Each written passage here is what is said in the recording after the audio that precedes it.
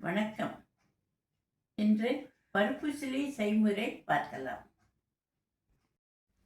பருப்புசிலி செய்வதற்கு 2 பங்கு துவரம்பருப்பு, 1 பங்கு கடலைப்பருப்பு எடுத்துக்கொண்டு 2 மணி நேரம் தண்ணீரில் ஊற வைக்கவும். ஊறிய பருப்பை இருமுறை களைந்து தேவையான அளவு உப்பு, பெருங்காயம், மிளகாய் வத்தல் இவற்றை சேர்த்து மிக்சியில் போட்டு கரகரப்பாக அரைத்து கொள்ளவும். ரொம்ப தண்ணீர் சேர்க்க வேண்டாம். அரைத்த விழுதில் சிறிது அளவு எண்ணெய் ஊற்றி பிசைந்து கொள்ளவும்.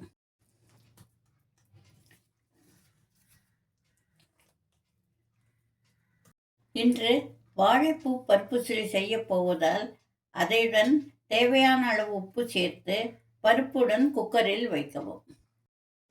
குக்கரில் இருந்து பருப்பையும் வாழைப்பூவையும் எடுத்து ஆற வைக்கவும். வேக வைத்து ஆற வைத்த பருப்பை கைகளால் நன்கு உதிர்த்து கொள்ளவும்.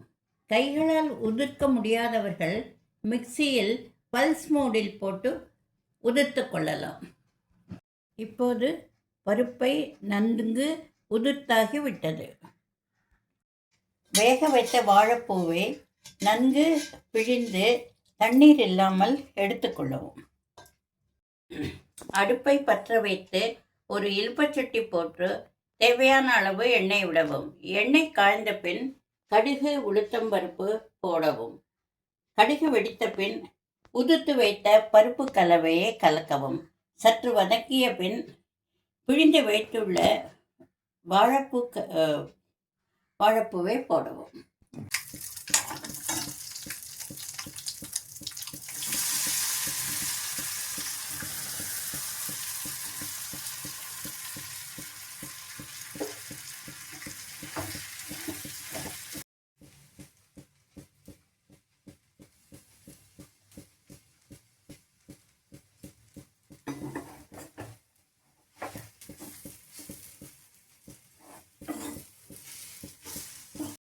நன்கு வதங்கிய பின் அடுப்பை அணைத்துவிட்டு இறக்கவும். பருப்புசிலிக்கு வெத்தக்குழம்பும் ஜீரா ரசமும் நல்ல காம்பினேஷன். சிலர் மோர் குழம்பும் செய்வர்.